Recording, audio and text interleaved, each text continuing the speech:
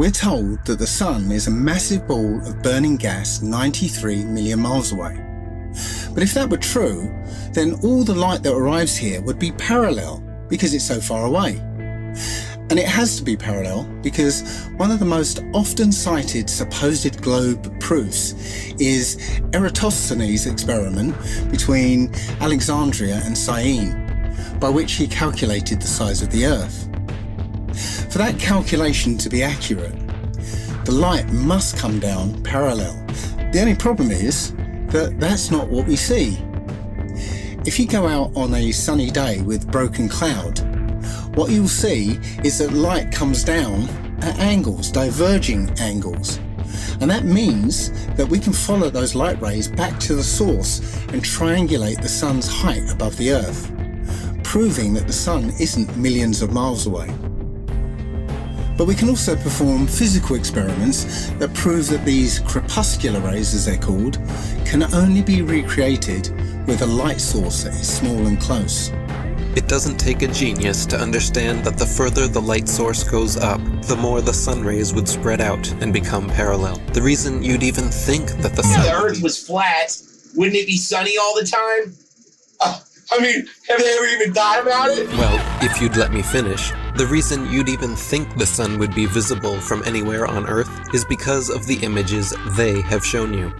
No one promoting this stands for truth.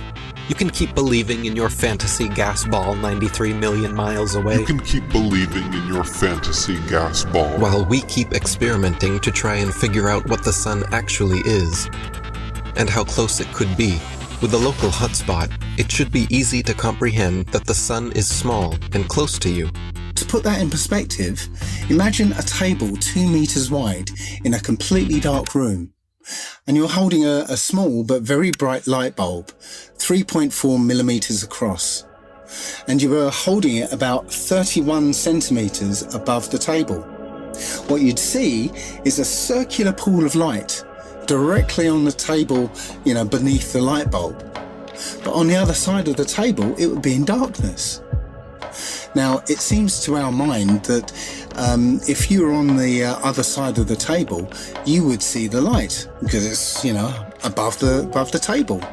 But that's not true, because on that part of the table, it's in darkness, meaning that the light isn't physically reaching that part of the tabletop.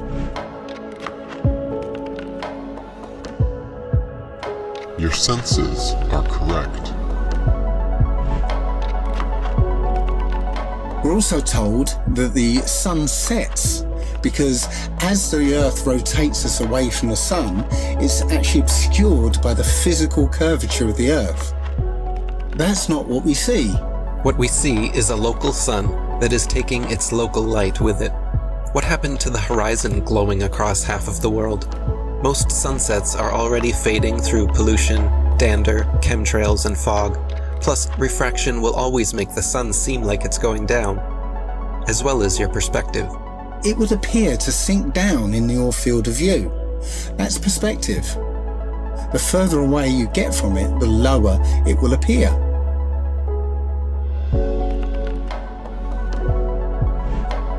It doesn't physically change its height, it just appears that way to your eyes, until eventually it will disappear behind the horizon formed by your eye's vanishing point.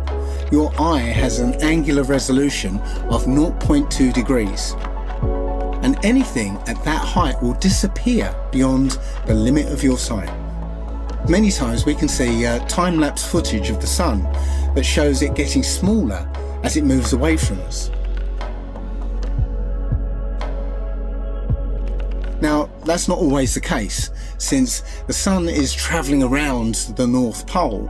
The closer you are to the north, the less you'll see the size change. But from locations beyond the equator, you'll absolutely see the sun's size change. And that could never ever happen if the sun was 93 million miles away. You wouldn't see the sun change at all. Our eyes cannot see farther than what they were designed to see.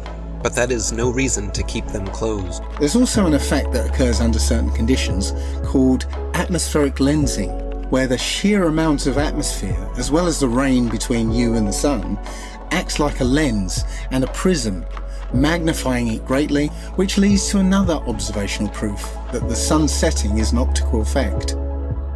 At such times, when the sun is setting over the sea, and it seems as though it's half hidden by the horizon, then you can zoom in with a high-powered zoom camera and see that it's actually still above the horizon.